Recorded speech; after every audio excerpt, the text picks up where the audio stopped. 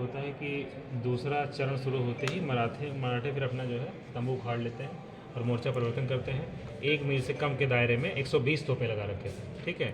और फिर उसके पीछे अपनी सेना लगा रखी थी, पैदल सेना, घुड़सवार सेना। बाकी जो सेना थी इनकी वो नहीं लग पाई। जो बची हुई सेना थी, सेना बहुत ज़्यादा थी इनके पास, जो बची हुई सेना थी वो जूहा नदी के समानांतर में लग गई, ठीक, बची हुई सेना। वहीं दूसरी तरफ जो बैजली है वो नदी पार करता है। पार करने के बाद अपनी सेना का सैन्य विन्यास करता है 3 लाइनों में, 3 पंक्तियों में। पहली पंक्ति में होता है 70, 8th HR, second NI, 12th NI और पिकेट्स, ठीक है। अच्छा, सेकंड और 8th है ना, सेकंड एनआई, 8th एनआई और पिकेट्स। इसमें जो है 4th एनआई, 12th एनआई और 74th HR। उसके बाद जो है 7th NC, 5th NC, 19 dragon, 4th NC। इस तरह से अपना सैन्य विन्यास करता है। और फिर ये देखता है कि चूँकि मराठों का जो है फ्रंट काफ़ी चौड़ा है इनका सैन्य विन्यास, तो ये सोचता है कि हम भी अपना जो है फ्रंट का आगे अग्रदल का विस्तार करेंगे, ठीक। उसके लिए योजना बनाता है कि जो पिकेट्स हैं, ठीक है, वो अपने दाहिने जाएंगे और इनके दाहिने स्थान लेने के लिए 74th HR बढ़ के स्थान लेगा। और जो सेकंड एनआई और 8th एनआई है, 4th और 12th एनआई है, ये आके बीच में स्थान लेंगे, खाली स्थान। और जो घुड़सवार सेना है वो जूहा नदी तक फैल जाएगी, ठीक है, इस तरह से। लेकिन इनका जो प्लान है वो सक्सेसफुल नहीं हो पाता है, क्योंकि जैसे ही मराठे अपना मोर्चा परिवर्तन करते हैं वैसे ही इन्होंने फायरिंग शुरू कर दी, तोपों से गोलीबारी चालू कर देते हैं। तो तोपों से गोलीबारी शुरू हो जाती है, तो इस बीच में पिकेट्स जो है वो आदेश पाके और अपने दाहिने बढ़ने लगता है। लेकिन गोलीबारी बहुत तेज़ थी, तो ये लोग रास्ता भटक जाते हैं और ये असई गांव की तरफ बढ़ते रहते हैं। उनको फॉलो करते करते 74th HR वो पीछे पीछे उनके चलने लगता है। और वहीं चूँकि गोलीबारी बहुत तेज़ थी, तो 70th HR के पास जो सेकंड एनआई थे और 12th एनआई, ये नहीं, हाँ, सेकंड और 12th है इसमें, वो सॉरी, हाँ, 4th और 12th है, सेकंड 8th यहाँ पर। 4th और 12th एनआई जो है वो 8th HR के पास इकट्ठा होने लगते हैं और खाली स्थान भरने के लिए पीछे से 4th एनआई और 12th एनआई आते हैं, ठीक है।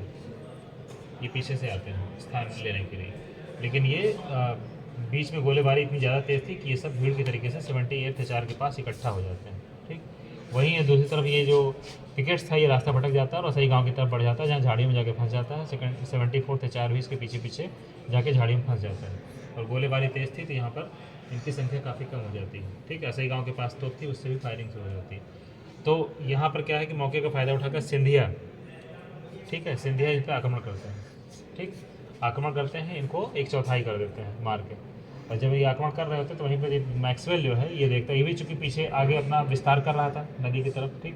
तो मैक्सवेल जो है वो कौन है, 90 ड्रैगन और 4th NC के साथ जो है ये आगे बढ़ता है। पिकेट्स का कमांडर कौन था, जनरल ओरोक, ठीक। तो ये आगे बढ़ता है उनको रक्षा करने के लिए। फिर यहाँ पर सिंधिया को खदेड़ के बाहर भगाता है, ठीक, नदी, जूहा नदी के पार करा देता है बाहर। वहीं पर दूसरी तरफ क्या होता है कि जो बिजली है वो 78th HR, ठीक है, second NI, 8th NI, 4th NI और 12th एनआई, इन सब को लेके मराठों के दाहिने पार्श्व पे अटैक करने के लिए आगे बढ़ता है, ठीक है, दाहिने पार्श्व पे। और इनकी घुड़सवार सेना जो थी वो के पीछे आती है। यहाँ कौन था, 7th NC और 5th NC, ठीक है। तो ये इधर मराठों पे अटैक करने के लिए आगे बढ़ते हैं और यहाँ पर ये आक्रमण करते हैं, ठीक है, जहाँ पर ये तोपची जो है वो मारे जाते हैं, ठीक। और बाकी जो सेना थी वो अपने दाहिने में खसक जाती है।